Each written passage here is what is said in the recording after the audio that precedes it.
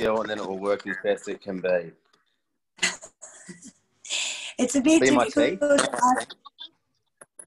Wow, they look really white. Yeah, that's good shit. That's good. So you just and you naturally just start to... Hey? That's the plate that you're putting on at night? Yeah. Yeah. And you find yourself with confidence. Like you're in a conversation going, yeah. Yeah. Yeah. Yeah. You're like one of those animals that flares their teeth for like, you know. Yeah, that's it. Baby. Yeah. I think that's like some animals do that. No, I know. An echo? Yeah, it's kind of just got a bit of fuzziness. But look, let's just go through it. I've got to do things, so I kind of just want to get a good 1 hour of recording done, Dale. I'm already recording, babe. Oh, sweet as. Okay, fantastico. Yeah. All right. Yeah. Yeah. Oh, now you got your teeth out. Ooh, yeah. She's recording. Yeah. Okay, let's see. Okay, so now once you've got your camera on, don't move your phone. Like, that's it now. I'm not moving, but you said it was echoey, so are you cool or is it? Yeah, we're good. And I've got the... All right. Okay, anyway. So, yeah, your teeth look good. Yeah. I know. No, it's funny. All good in the hood. So how are we doing? How are we doing down there? Like, what's coming up for you? Well, I'm actually feeling really good. I feel really loved up with myself. So, yeah, I was just like listening to music, having a bit of a dance and all of the rest of it. But, yeah, I thought it was interesting yesterday because when you put that post on Facebook where you had, you know, your beautiful face and you did, I must admit, I opened the phone. This is how it happened. I opened my Facebook app, you know, on my phone, and the first thing that popped up was like this hot, sexy photo of you, like as the first thing that popped up, just like the full frame of the photo as soon as I opened the app. So it was like a bit of a whoa, you know. And then I was like scrolling through and, you know, at that stage, like only a couple of people had commented. Anyway, cut a long story short, it was really interesting how, because you got a lot of comments on that photo and most of them were from women just literally like wetting themselves over you, which I absolutely love. And last night, one of my friends rang and they'd seen the post and we were just discussing it, like just as a theme of like, you know, how women, well, people in general, but me and my friends discuss like, you know, hypothetical things or that sort of thing. And we were just discussing like the themes of like jealousy, possessiveness, feeling territorial, that sort of thing. And I said, because she was saying, oh, you know, I can see that that's a really hot, sexy photo of Michael, but I just don't see him that way. And I was saying, yeah, like, well, that makes total sense. Anyway, we were just like laughing and loving it. You know, how many women were like really excited about the photo. And I just think it's so beautiful. We were talking about males and females and how if a female put a photo like that, it'd be like different, like for men to like sexualize the photo and stuff, but there were like women putting like the eggplant emoji and stuff like that. And I was saying that I think it's beautiful and I just love witnessing that. And I love it how, you know, women and men feel totally comfortable, well, presumably, wow, the phone just fell down after you telling me to keep it still, to just express how they're really feeling in that moment. Like, wow, that's hard. Or, oh, that made me juicy. Or, yeah, that got me excited or whatever. And I just love that. Like, I actually really love it. And I said to my friend, it's just really interesting because, I mean, obviously you and I haven't been together for a long time now. But I just still thought it was an interesting thing that, like, when I look at all of those comments and the women are getting all excited and stuff, that I feel no feeling of, like, jealousy or no feeling of being possessive or anything like that. But I said to my friend, I did feel something. Like, I definitely did feel something. And I was trying to pinpoint what the feeling was.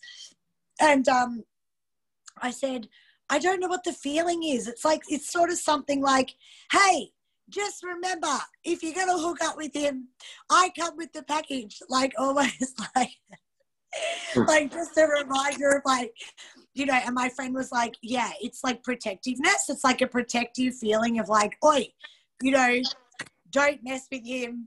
You know, you've just got to know that what you're signing up for is that you're signing up for, like, you know, a friendship as well with me. And I guess that was the feeling that came up for me, because it's interesting because I did feel something, you know. And even the other day, I was talking to another friend about how at the end of our relationship, that one of the points where we sort of went our separate ways was around, you know, wanting to open up the relationship and experience other people, and how your real desire was to explore swingers parties. And I didn't want to explore swingers parties, but I still said to you, okay, cool. Like, that's what you want to explore. You want to go to a swingers party. I don't really want to go with you. But I want you to have everything that you want to experience within your life and within your realm.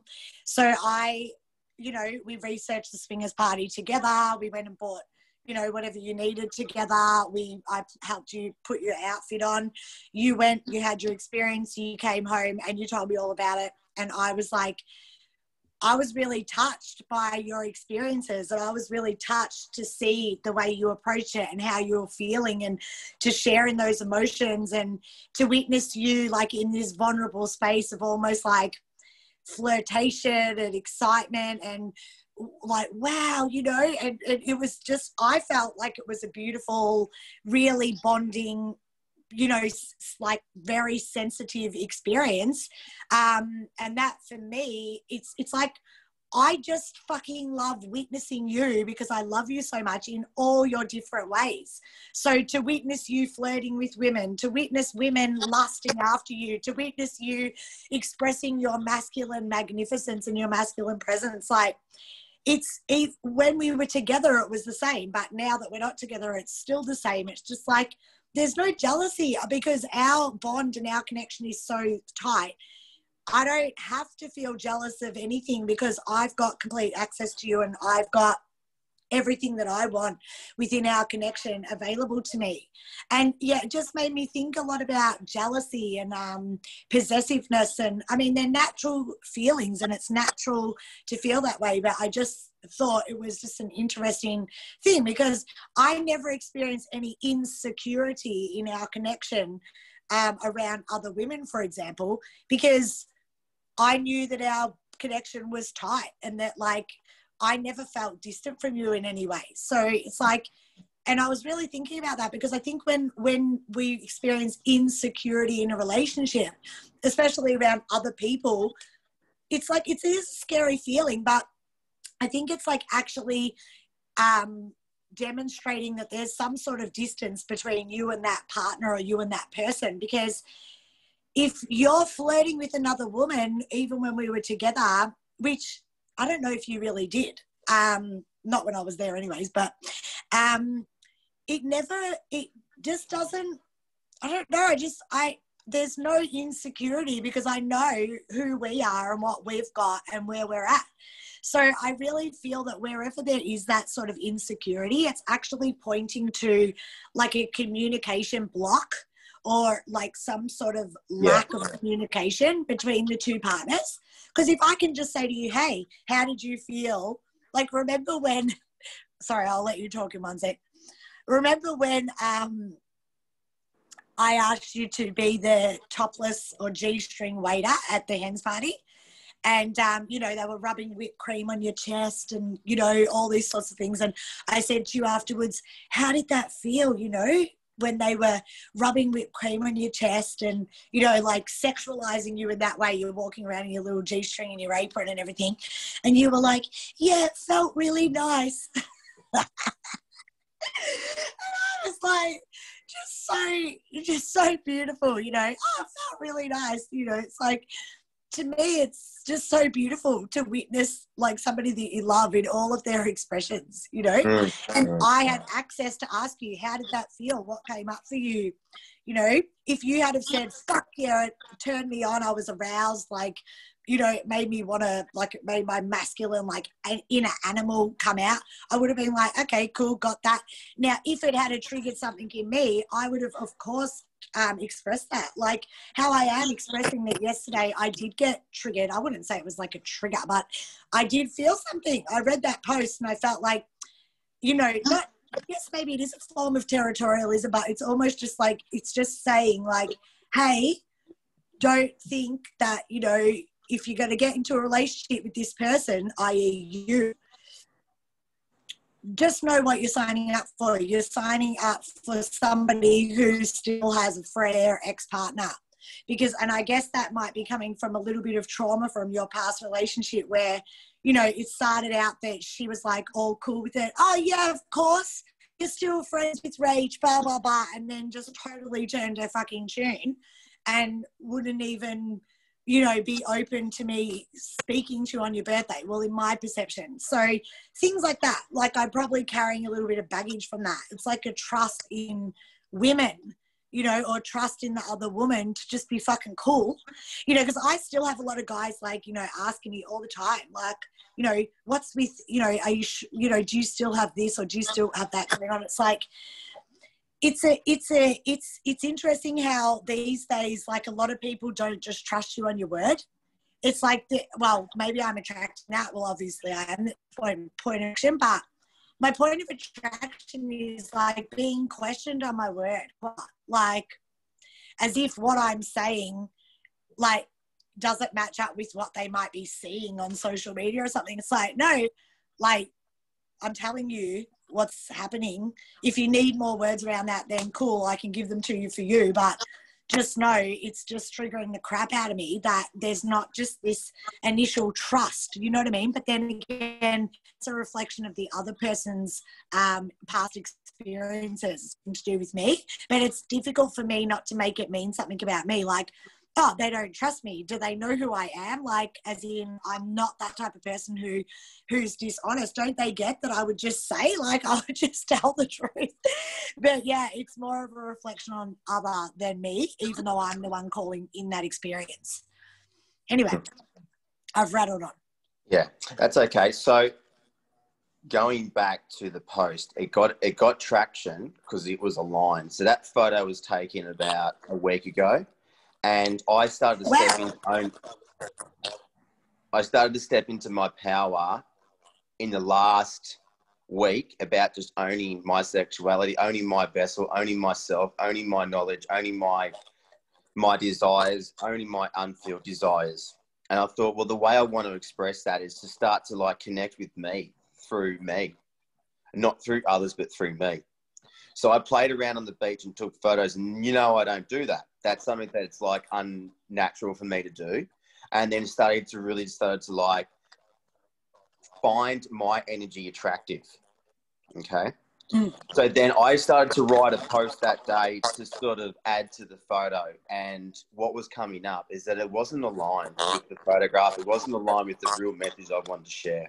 I had written numbers of like pages about trauma and this and that and how it moves in and how it moves out. And I said, no, this is not aligned. It's not aligned with this and not aligned with me. So I didn't send it. So then yesterday I gravitated to alignment through just sharing parts of the weekend that came up for me in terms of, you know, ideas of, you know, words that just sort of circulated through me. And then the alignment came in. And it took 5 minutes to write it, and then I sent it. Potency. Okay. Mm. So when it's aligned, it gets traction. And I deeply feel that with the past post I could have sent with it, it may have got maybe 30 likes. Who knows? But it wasn't aligned. And that was one major point of like, I felt that it got the traction that it was. And as you know, I've never had anything like this come forward on social media. But it was aligned. And how I am is just exposing myself as raw, authentic and raw, vulnerable and raw of like everything that's moving on. And the idea of life that it is raw.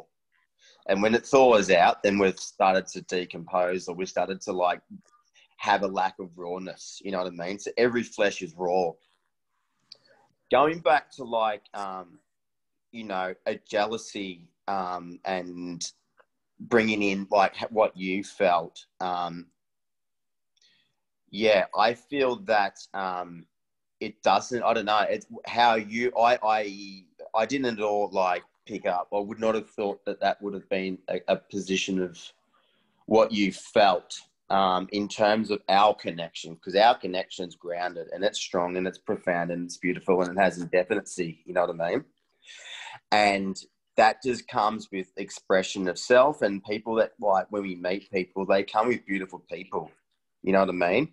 If I met someone that didn't have beautiful people around them, I'd be thinking like, what's happening here? Like, where are your past connections, and how do they filter in with the present moment now? And with us, we have a beautiful connection that gets shared indefinite with others, and like your family, my family, and your friends, it all just comes with this beautiful, beautiful parcel of love and abundance and connection.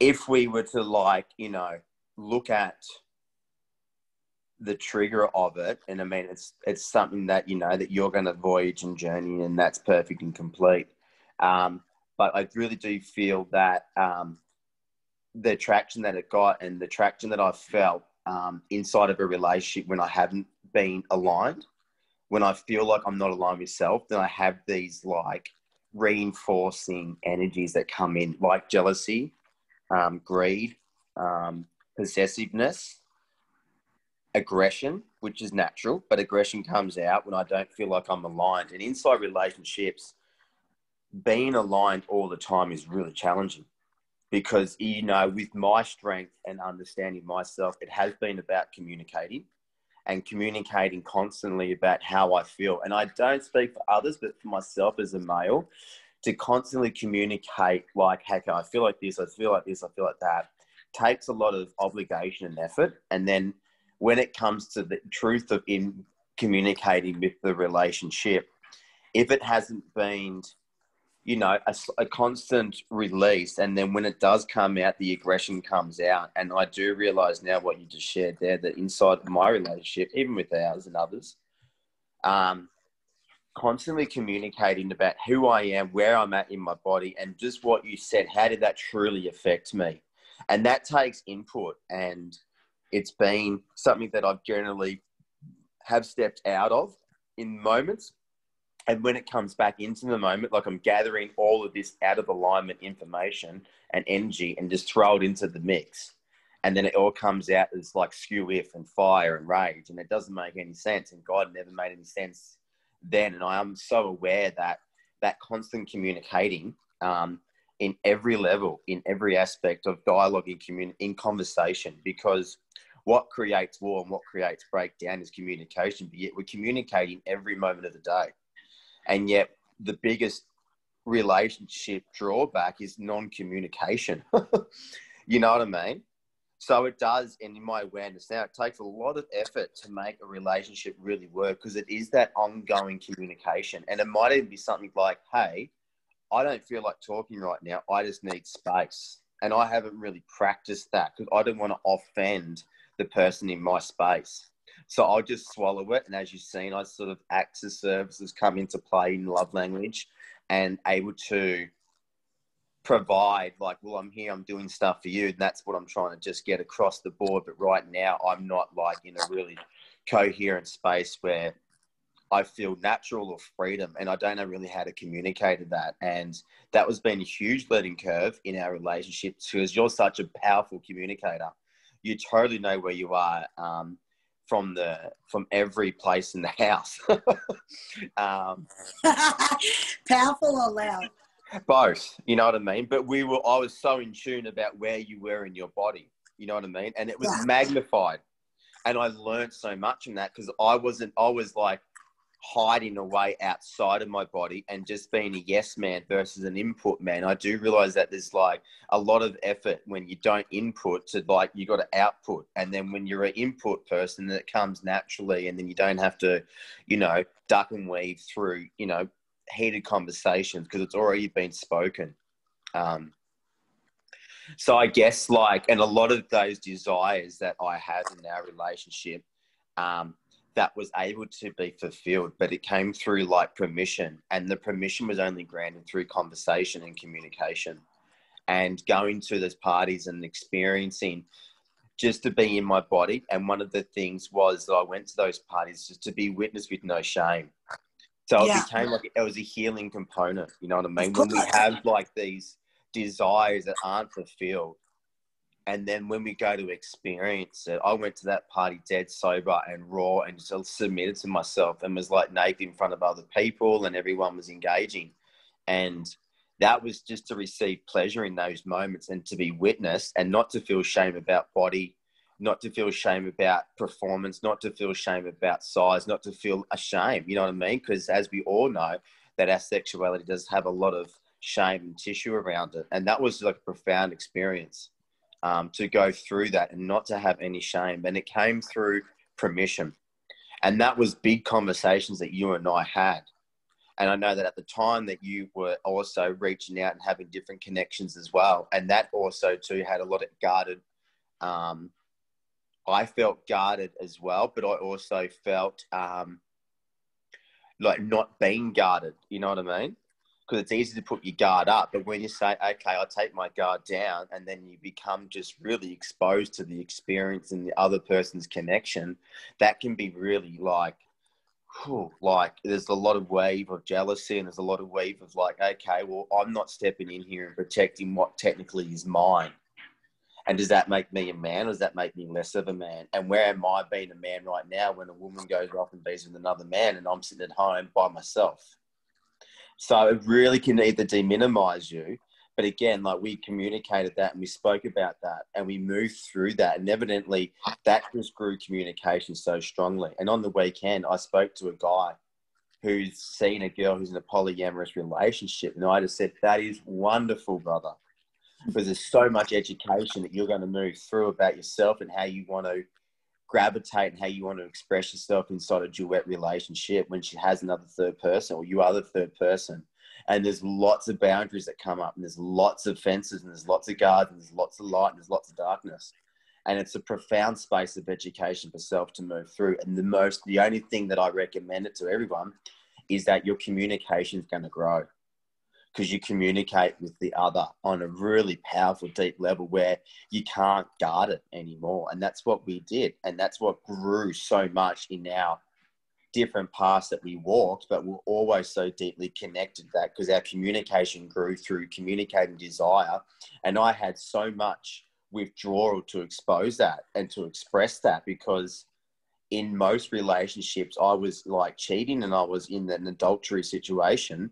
And I realized that that was to cover up, that was fueling the desire to be with others. And that would play out in all of my relationships. So then the secrecy and the behind the back and doing things not up front was feeding that experience. And the trauma grew really quite quickly because I couldn't express the desire. I didn't know how to. So how do I keep the desire going was to give it life by doing things behind people's back. And then when it came to our moment of sharing and experiencing others and going into new entities, the big one was like, all right, well, I want to be with other women. And when we went and experienced new connections, that I wasn't with anyone else, because I gave permission to the desire, and therefore the desire had no energy where it used to feed off. And where it used to feed off is where it used to had its desires. But when the desire was allowed to come forward, then all of a sudden it's like, fuck, I had no more need to go out there and seek out the other connections, because if I can't do it behind someone's back, then there's nothing there to do, because then I've got total permission. Do you know what I mean? Totally. Well, it was a character that was being fed. That's the thing. So basically, I mean, you had this character that was like, I would put it as naughty little boy, but I mean, that's just putting words around it, you know? And that character was kept alive by this feeling of, I can't have everything that I want, whether that's a societal thing or whether that's like a cultural thing or whether that's like a, you know, we're in a relationship thing or whatever. And, you know, it was interesting because, you know, our whole relationship was quite interesting, because when we first met, like, obviously I was still really entrenched in the grief around my previous breakup. So I kept trying to push you away and push you away and push you away and push you away. And you kept saying to me, look, I'm here. I just want to be your friend. I just want to be with you, like, in whatever capacity you can give to me, because I don't want to deprive myself of our connection. So I'm here, you know.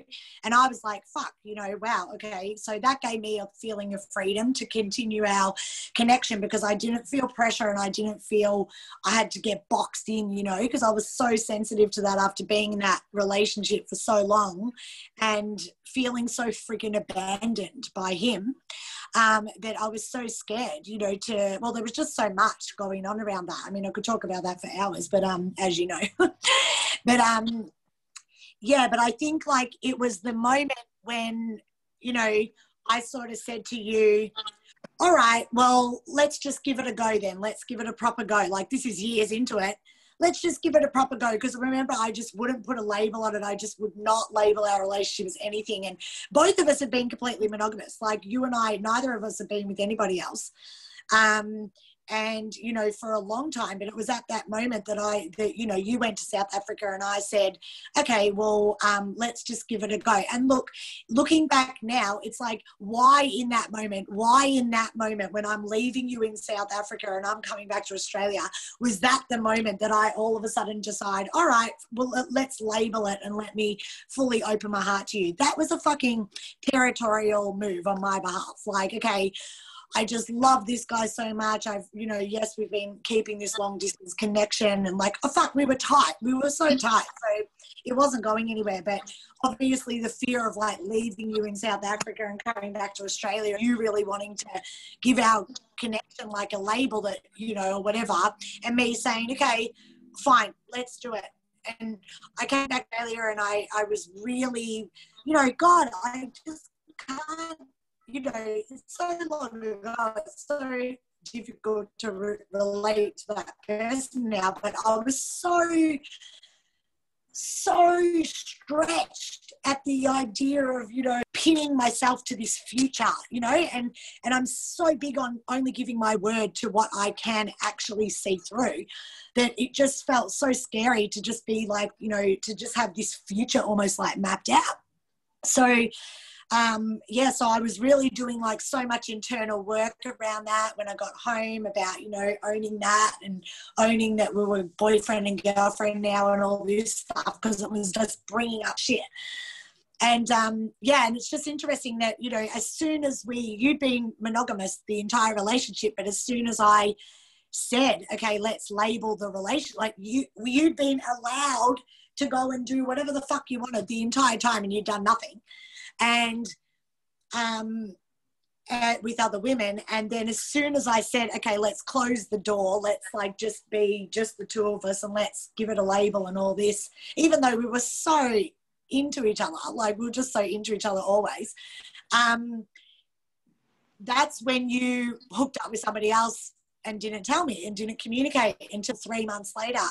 So the way that I saw it was that naughty little boy, like, archetype was being fed to an extent by having to chase me and chase me and chase me and chase me the entire time. I don't know how to to explain that, I don't know what you were feeling. It's so deeply unconscious, but it's like there was this chase, and then when there was no longer a chase, it was like, okay, well, fuck, how do I feed that character? How does that character get fed? Because that character is so intrinsic to who you were based on past experience that you had in your childhood, where you felt like sex and shame and everything were all joined together because of abusive situation.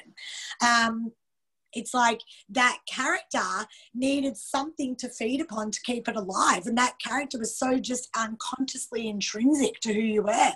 So it's like when you came home and you finally said to me, you know, well, this is what I've done, been doing or did while behind your back or whatever. And I was just like, fuck, are you okay? Like, are you okay? Because... And then we were able to work through that from the perspective of knowing and understanding that that was just a character that was being kept alive. And you have never, ever lied to me since that moment, because in that moment, that fucking character died. That character died, and that character needed to die. And that's the thing. That's why as soon as you were released from the shame, or you released yourself, that's when true desires were able to come through. Okay, look, Rachel, the truth is I do want to experience other women because I feel I haven't had a full experience of that in my life. And it's like, okay, babe, I see you, I hear you, yep, I get you, thank you for communicating, like, because it was in the communication that we became so much closer. Like, I've never, like, before that, I think you used to tell me white lies all the time. Like, yeah, I had a couple of beers or whatever. Or, you know, just little flippant white lies. Yeah. You know, I'm anxious. Well, did you drink a coffee? No coffee. And then, of course, you had drank a coffee. Like, just little white lies, throwaway white lies. But since then, you've never lied. Like, you haven't had to tell me one single lie. And my behavior hasn't changed. Well, probably I wasn't as much of a ball breaker or whatever. But you felt no need to lie anymore because that character was gone. That character was dead.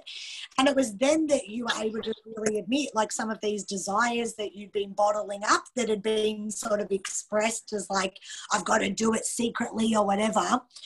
And that was when really, and that liberated me, because I think it was quite a long time after that, like about a year after that or something, when we started to explore the notion, and it really came from the fact that, you know, you do want children, and started to get, you know, a bit more intense, that you wanted children. And I was saying to you, look, I just have absolutely no desire for children. And I don't think it's going to change. And then I felt that, you know, it was just starting to feel really uncomfortable for me, that I felt like I might have been one way by my choices. And I said, let's open up this connection, because I want you to be like gravitating to and like magnetizing the woman that you want to have children with. But I wasn't ready to let our connection go, because in my mind it was like, if we broke up, we wouldn't have the same intimacy. Now, I mean, years later, we've proven that we've got just as much intimacy, like minus the sexual connection, because we haven't had sex for 4 years or something, or physical contact like that for like 4 years.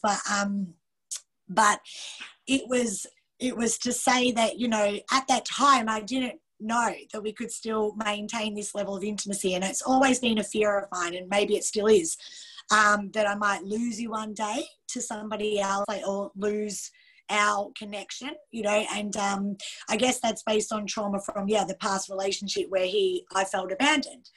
But it was when I said to you, look, you know, let's open this. I'm happy for you to magnetize in, you know, a connection with whoever this new person is that's coming. And then that's when we started to talk about, you know, being, I guess, an open relationship.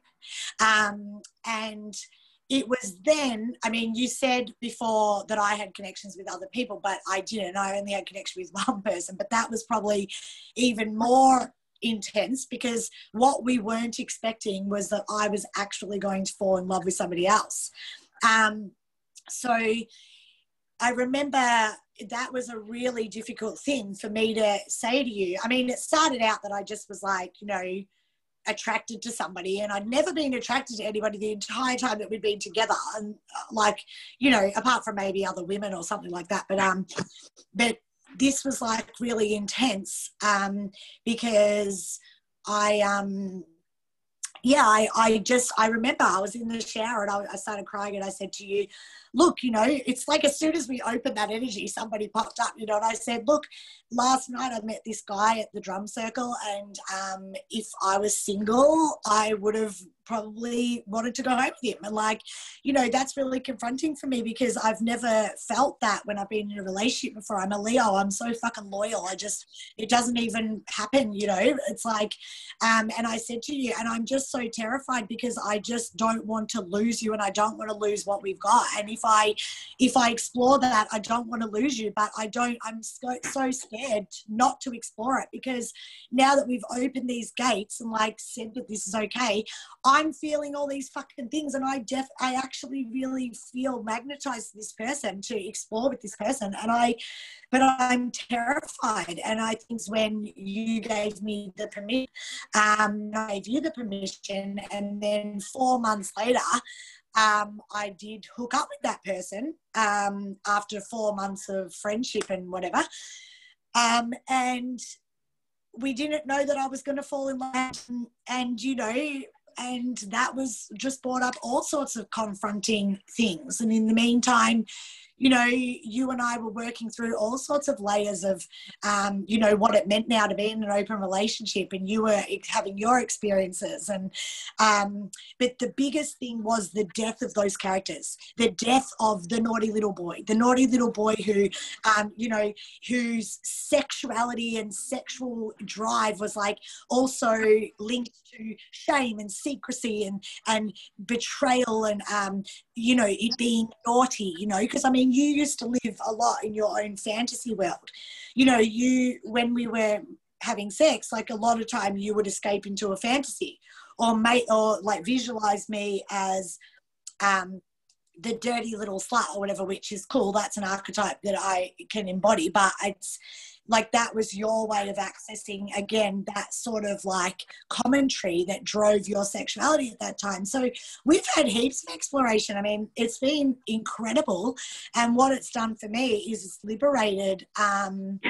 It was such a huge time. It actually liberated the part of me that felt that, like, you know, a relationship was like almost like a mother and child experience, because for those 6 months where I was with you both, and I was polyamorous for 6 months, and then I decided it wasn't really something that I was enjoying, so you went overseas, and that's when you started meeting other people and getting into different relationships yourself. But for those 6 months, it was really challenging because it was like I had 2 children and I was with one, I was neglecting the other. And when I was with the other, I was neglecting the other. And I fucking hated it, to be honest. I just really did not enjoy aspects of that. But thank God for that experience, because it broke down so many layers of, who do I feel I need to be in relationships? Why do I feel this obligation? Why am I feeling like a mother to these men? What, you know, where am I feeling like I'm being relied upon and something's being extracted from me and taken from me, you know? Like, I remember... Yeah, well, I think, you there? Yeah, I just got a call coming through, so I've just got to... So, before one gets to know itself, every relationship's trauma-bound. That's it. Yeah. And it will either act out and you'll be aware, or it will act out and you'll be unaware. And when you're unaware, it has an offset of behaviours. It has an offset of like way of sort of just treating yourself inside the relationship. And when you explore all avenues of like yourself in the relationship, and it's such like a challenging space to really go through, because when someone like yourself or another partner actually sits there and holds space for you to go through your own personal wound, and going through your own personal wound, all you want to do is run away constantly. And then when someone's running away with you and constantly still in the room and you can't escape that person, you're constantly faced with the journey of going through your own personal wound. And I'm so grateful that we journeyed that, for myself especially, because I can point out where your attachment is and all that kind of stuff, but that's not my work. You know what I mean? Within myself, I couldn't run away from you. You know what I mean? And holding that space together and communicating what's going on within myself and how I want to like relate to the relationship, how do I want to relate to the trauma, and how do I want to grow from all of this experience. And it's gave me like a really beautiful perspective. So in the moment now, I deeply do feel like I could do monogamy. I could do it really damn well. But being in monogamy is like what I was saying before, is communicating on this absolute ultimate level of desire, of flesh, of mind, of past, of present, and of future as well. And I didn't feel, and if I looked back in all of my relationships, there's no way I could have been in that position or been in that person where I could clearly communicate that to others and to the person in front of me and to the person who I am as well. And I always, like, if I reflect on it, like, you know, when I think that when we go into an open dating relationship or we open up the polyamorous, I really do feel that it's a beautiful opportunity to experience full wound.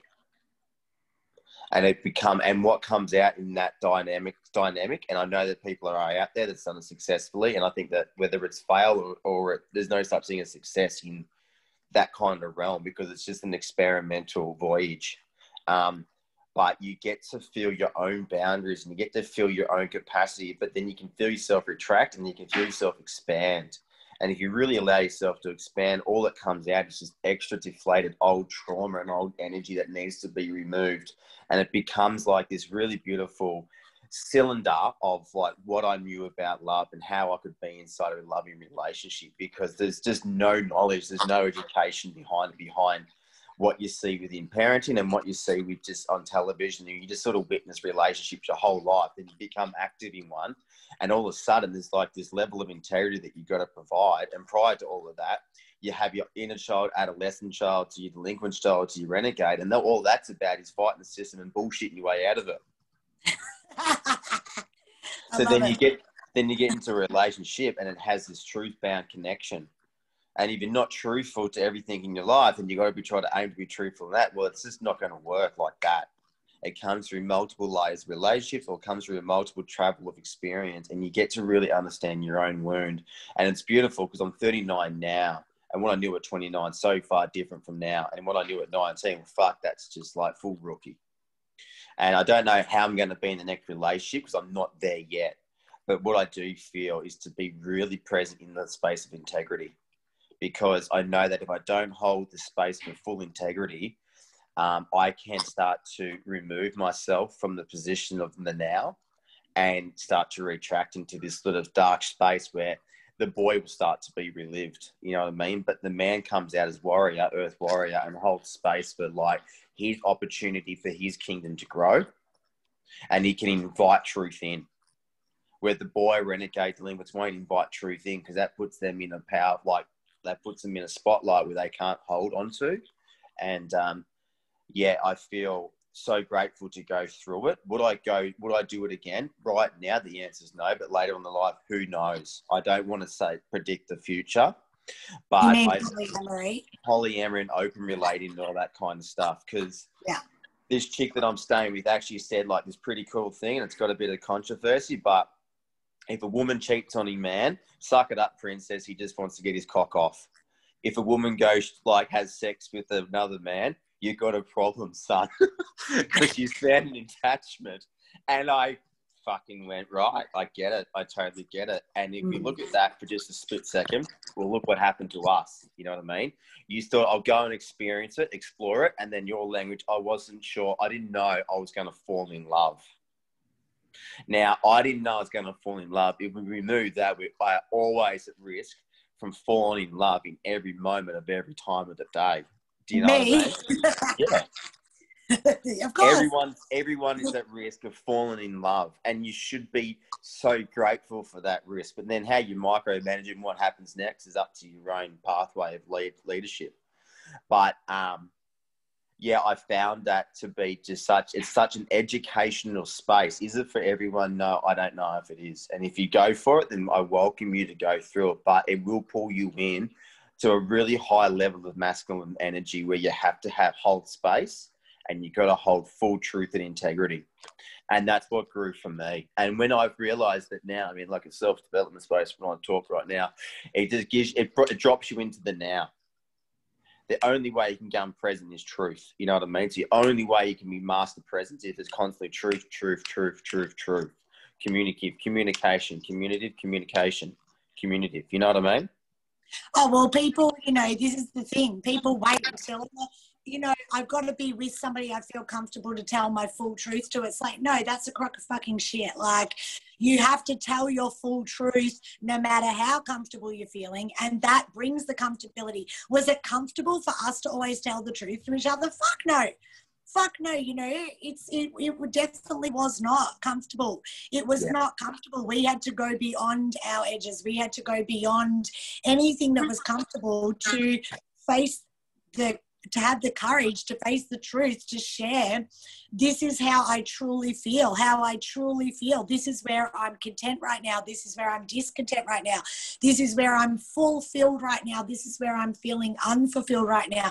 These are my desires. I mean, how many times did we communicate our desires that were desires that we didn't even want to admit to ourselves that we had? You know what I mean? It was scary even to, I mean, that was the first person that it took a lot of courage to be honest to, was, you know, myself. Like, fuck, you know, who am I that I have a desire to be with another man when I'm in love with when I'm in love with you?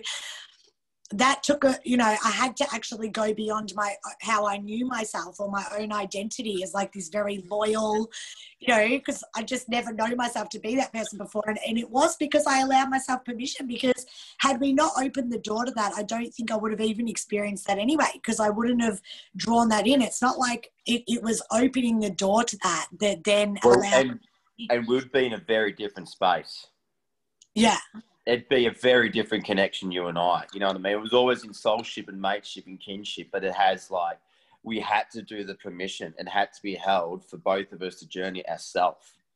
This is why we came into each other's lives. Like, it was always destined to be this way. But, you know, it's like, you know, I experienced so much ego death in our relationship, like basically, but you know what it was? It's like, you love me unconditionally from the start. Like, I've never experienced the sort of love that you've held for me apart from with my mum, not even with my dad.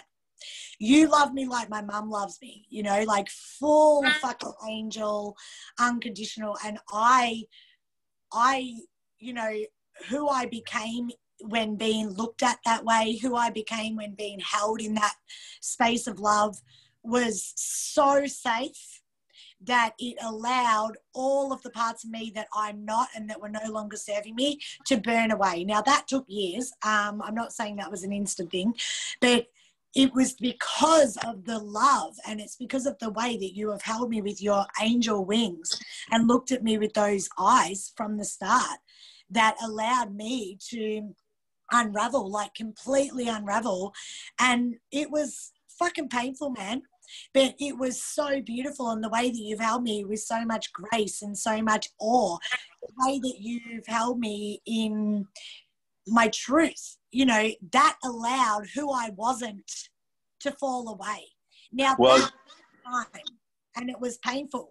But look at where I am now. Is I'm so able to own, God, would have I had this conversation a few years ago? No way. I didn't even want to admit that I was in a polyamorous situation for 6 months, you know, and now it's like, oh God, that's fine. You know, like I can totally own that, you know, like I was in love with 2 men, and I'm in love with both of you, you know, and you're still both so in my life, thank God, you know. And I remember the moment where I realized I didn't want to actually be with either of you anymore. In that partnership situation. And that was terrifying, absolutely terrifying, when I realized what I really wanted was to experience, you know, being free within myself. And like, you know, and you know, the other person also wanted monogamy with me, and I couldn't give him that because I just needed space to just explore who I am and my different connections and all the different parts of me, and I've given myself that space, and I've been what I would call single now for 1.5 years since since not being with that other person anymore. I mean, we were together for 3 years. So, you know, a lot of stuff has gone, you know, has happened, but I am so able to sit into the full experience of being myself now. Like, I'm so able to explore all the parts of me. There's no parts of me that I'm in, like, what's the word, conflict with. You know, I'm not battling myself anymore, and I'm not addicted and caught up with all the stories and, you know, all the image and the external sort of ego. This is who I am, you know, this is who I need to be in order to be loved. It's like, you know what, and it's even had a shift in the last few months as well, since this whole, you know, global pandemic thing, because like I've been in isolation by myself. You're in a different state, which I miss you a lot. And, you know, even the other guy, who's obviously still just my whole heart, is in a different area. Like, and I am single. You know, I'm not sexual at the moment. I haven't been very sexual for a year and a half. You know what I mean? So it's like I am single, fully single. And it's just, you know, it's a liberating experience, because I am not tied to anything. I'm not tied to, but what I've done is I've untied myself from any preconceived idea of myself. I've even let go of attachment to my physical form. I am no longer in physical form. Now, that's an ongoing practice.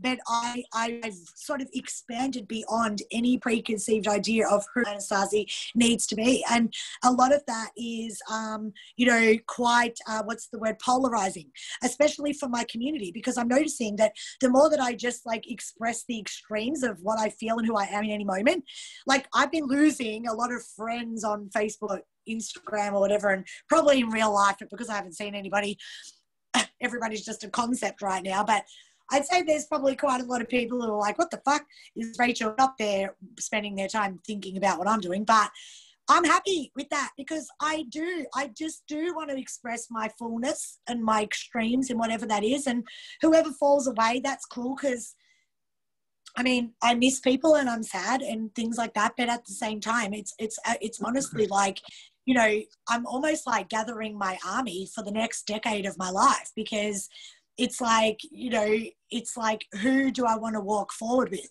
Do I want to walk forward with the people that it relies upon me to be Miss fucking nicey all the time? And, you know, I can't shake my ass around and put narcissistic photos of me like feeling good about myself and without them going, oh, fish lips or whatever the fuck, like whatever. Like if you don't understand who I am, you know, at the essence, at the core, and then hold that, and then be willing to just witness me in all my different expressions. And you know, you don't have to be okay with all of them. They can trigger the absolute crap out of you, but that's your problem. Do you know what I mean? I can't. What's the word? I can't sort of comfort people with like a diluted version of myself any longer, because it was costing me. And you know, when you're in isolation in a fucking apartment by yourself for 6 fucking months, the only way to set yourself free is you've got to set yourself free, you know. And my freedom is that I love posting half naked photos of myself on social media. My freedom, you know. So yeah, you're covering a lot of grounds. Okay, so firstly, you're like making a little checklist of what you want to comment on. Yeah, because we've gone through a lot. You've gone through a lot. Go. Women, how can I say? There's unconditional bond with mother and human. Like a mother has this connection they call unconditional. I do think there's a father, there is conditional love. And when you said that you had the unconditional love from me, there's almost like a challenge that I think that just moved through me. It's like women challenge male to see if they can get unconditional love from them. There is connections between, like, you know, children and father who, you know, it might have been daddy's little girl. My father was just a wonderful, wonderful man. And that causes like a a connection with, when it comes to intimate, that no one can match up to father. You know what I mean?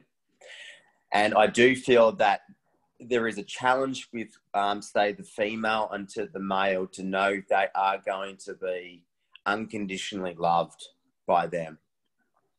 And when you were able to receive that unconditional love from me, that would have, like, I felt when I like looked and heard about you were speaking about it, actually drew out, I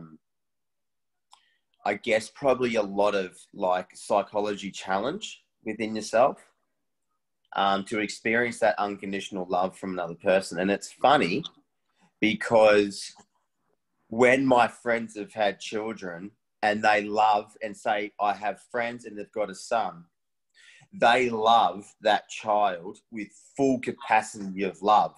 And it's almost like, to be able to give total love, it has to come to man and woman as well. Do you know what I mean? Yeah, I'm so sorry. I just need to get my lip Yeah. Yeah.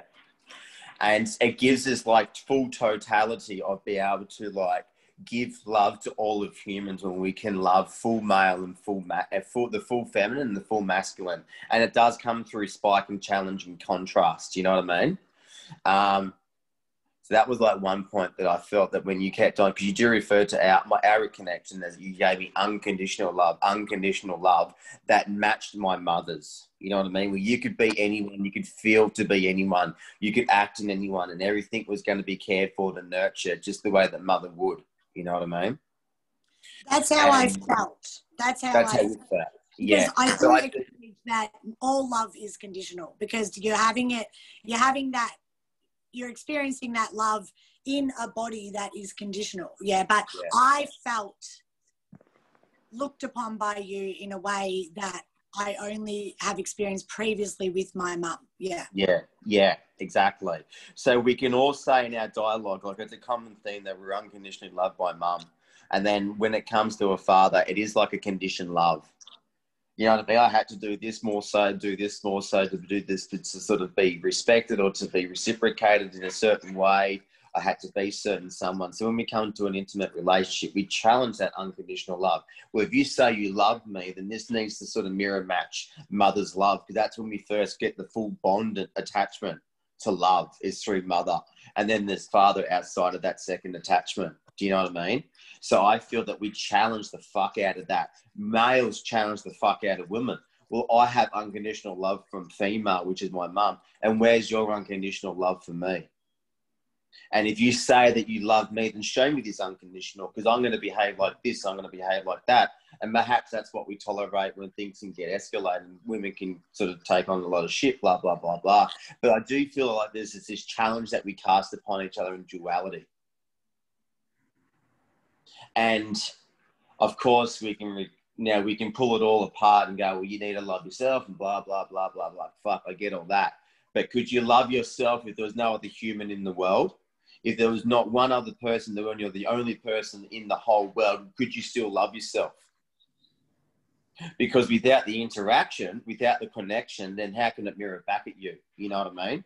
So could I fall in love with me if there's no one else around me in the entire fucking world? Well, I don't know. I'd be interested. You only know parts of yourself because you see them reflected back in others. That's exactly it. That's exactly it. So, yeah, I find that's like an interesting concept, and we sort of like, and you've journeyed that, and I think that's something that you could maybe lean into, and something that I've now leaned into, because I've never really seen it in an unconditional bond where I'm challenging love to mirror matches unconditional effect that I thought I once had or once felt by mother. Do you know what I mean? So it's a constant, that's the contrast that we're constantly giving out. And then secondly, yeah, I don't know. That's all that moved through me in that moment when you were sharing. That like kept on resurfacing, and it was like it wasn't moving away from my chest. It wasn't moving away. So I like could sense that was something that really is present right now, is that am I challenging this unconditional bond with someone else? And is this person willing to come into this space, and am I able to anchor this unconditional love too? Because if I have to give it, then how do I receive that as well? And that comes through like being caught on your shit and being caught that that's not acceptable. You know what I mean? If we're going to grow this unconditional love, and it's really hard because in some sort of sense when, you know, I was in that relationship with us and then prior to other relationships as well, like as soon as my freedom's captivated, I want to run. I want to smash it. I don't want it. You know what I mean? And right now in my life, like what I crave is what I fear the most. Because I crave this beautiful relationship. I crave this total duet. But what I'm fearful of is that can I really step into this light and be this person that I want to, how I want to receive this bond? Am I that person? Am I ready to receive this connection? Because I'm craving it. But if I step into it, am I willing to receive it? Or am I able to actually stand in that light and be able to give that person what I'm truly wanting to crave? You know what I mean? Like I definitely want children. And then I fear the fact that am I going to be a man enough to be able to raise children? Am I going to be able to like hold a full relationship with the person and raise this child? And I crave that, but yet I fear that so much as well. Well, firstly, you're just so fucking deliciously beautiful and I love you.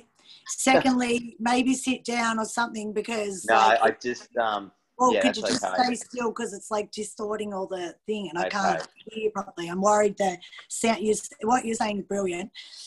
Okay, what you said was just so brilliant just then when you said that when we meet somebody, we're anchoring unconditional love. Okay, I don't really know exactly what you said, but what I heard was that we've got this feeling of unconditional, right? You know, and love is unconditional. I mean, love is light. So if you think about the sun's love is unconditional. There's no condition to it. There's no condition to light, you know. But once the light manifests as this lip balm or this jumper or me, it becomes conditional because there's a condition, you know. So it was so cool what you said, how you said that, you know, you fear this expansion that you've experienced, like this full feeling of like expansion, you know, that you've experienced or that you're experiencing now of like, of, you know, and then anchoring that to one person. And then that then, you know, gives this illusion of like feeling conditional and now there's something expected. And what are the conditions? But yeah, like, I mean, I don't even know what to say right now about that, but that was just a really cool sort of visual that you just created because I think that's what it is. It's a fear, and it's because it becomes like a contract, you know, and it's like, you know, there's so much sort of expectation, I think, on ourselves to, you know, be together forever, and this is how forever has to go, and it's these contracts, and I think, you know, a lot of people run away from a relationship because of the contract, and they created the contract to begin with, you know, and then they run away from it. It's like when we were considering being with other people and there were things that I was craving for my life, that I was craving. And my commentary was, I can't have these things with Michael, you know? And it's like, it was bullshit because, you know, everything that I wanted with you was always available, but it was the stories that I was telling myself. And I remember thinking to myself, well, rather than, and I might have even communicated it to you at the time, rather than go and try to find somebody else and keep chasing these things, why don't I focus on bringing everything that I want, that I'm thinking to go looking for externally or in the next partner, the next thing, into our connection. And they were parts of myself that I hadn't leaned into, that I was projecting onto you. Like, oh, you know, he's just not romantic. We just don't have that really deep romantic connection. Well, yeah, because there was something within me that wasn't allowing myself to open into deep romantic connection with you. You know, so it was all parts of myself that I've since explored and that I know now, you know, and then you have that sort of fear or that commentary that I've had, which is like, oh, if I let go of this partner, what if I never find that with the next person? And it's like, I now know that all of that exists within me because it's been transferable. You know what I mean? Like the sexually liberated being that I feel that I am now compared to how I used to be will transfer to the next relationship. It's not specific to the relationship that I was in previous the last 3 years, you know? And I just wanted to tell that story because I've just wanted to tell it for ages and I don't know why I want to tell it, but maybe there's somebody that needs to hear it. I don't know.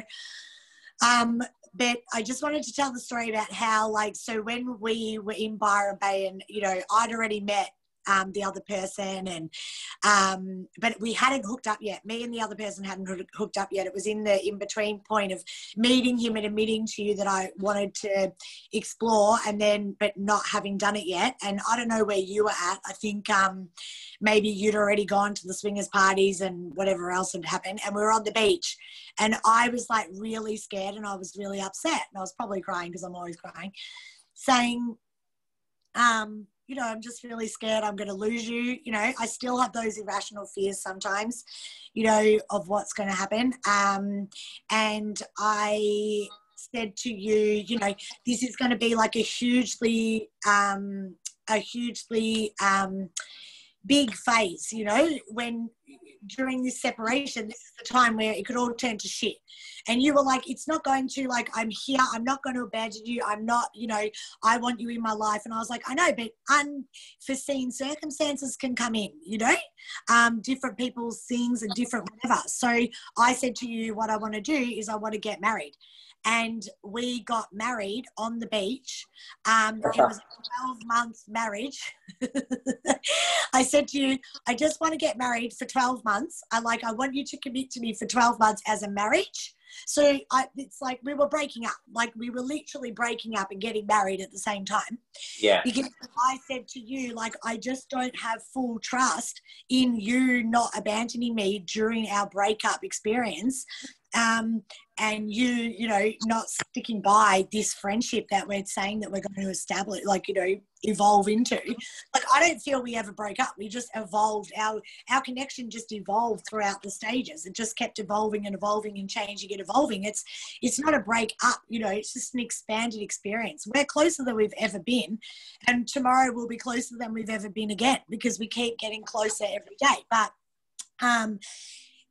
I remember, and I think it was a really cool thing to do, to get married on the beach, like as for 12 months. Like we had a 12-month commitment ceremony because you promised me in that moment that no matter what happened throughout our break up and throughout that next 12 months, which I thought was going to be the most trickiest part of it, of navigating those changes, that no matter what, that we were married and that you would not abandon me as a human.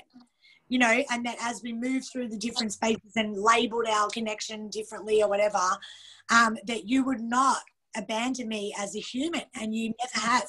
You've never not answered one of my calls. You've never not been there when I've asked for your presence. And that is why you are my favourite human being in the whole world, apart from my mum. Because my mum also gives me that, you know, and that's what it means to really, and you know what, like, I don't give a shit about, you know, fucking wedding rings and bloody, and, you know, wedding certificates and things. The thing is that you've never turned your back on me as a human being, whether we were friends, whether we were in an open connection, whether we're in a monogamous connection, whether we were whatever we are, because we're not really any of those things anyway. It's just Michael and Rachel. And as Rachel, you've never, ever not held space for me to be me and for our love and for our connection. Definitely. And that meant the world to me. Well, I think that in life, the way that you will, like, you always need someone in your corner that can support you, that knows every single depth of you.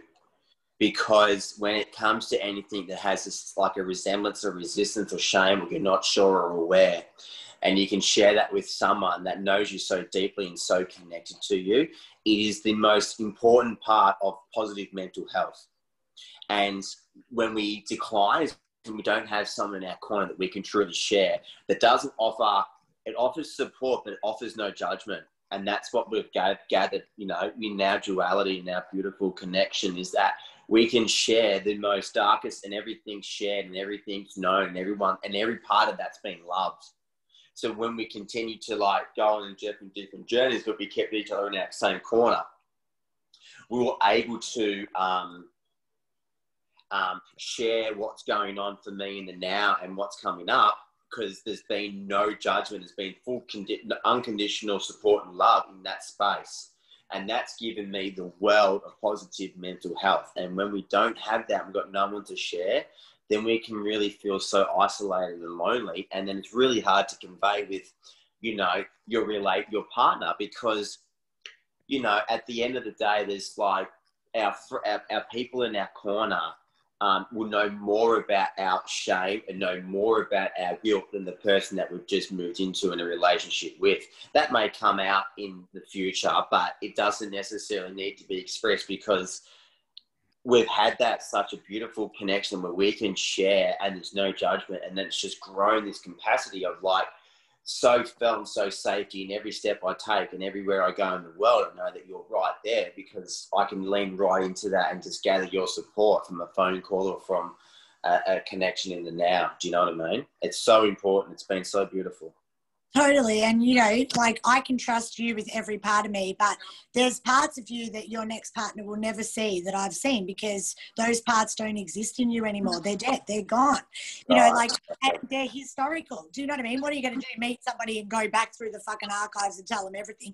And there's parts of you that your next partner will see that I will never see, There's parts of me that my partner that I've had since, that partnership that I had since we've been together, that I no longer have but is in my life, is that he's seeing those parts of me that you've never seen. I think that's, maybe, and let's finish on this note, maybe that's what I was experiencing yesterday, was just this little feeling of a little bit of grief about that.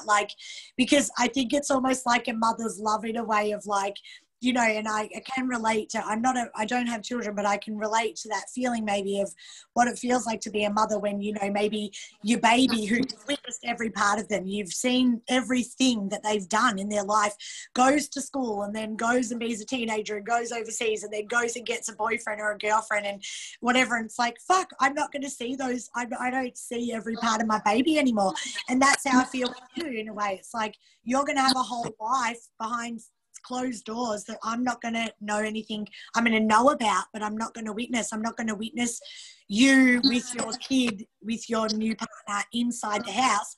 And nor should I, but I would love that. I'd just love to have a camera strapped to you 24/7 so I could just because that's I love you, but that's confronting those parts of myself that's as you said, my attachments to the people that I love, just feeling like I want to have a fucking tracking device on them. Do you know what I mean? So yeah. I do. All right, my darling. Well, that's been beautiful to communicate. Yeah. And alrighty, well I need to sign off. I know, darling. Okay. I will check you in. do look great. You look beautiful. I feel it. In my body. This real manly essence. Yeah. Your masculinity is really, I can see you really coming into your manhood. Yeah. And it's actually the age as well, because from 30, you're in another Saturn return, so up until about 42, there's a real another shift. So it's perfect. You look beautiful. Yes, so do you, darling. All right, All right, I've got to get moving. Love you. Love you, and we'll check in. Okay, bye, darling. Bye. Bye. Sorry.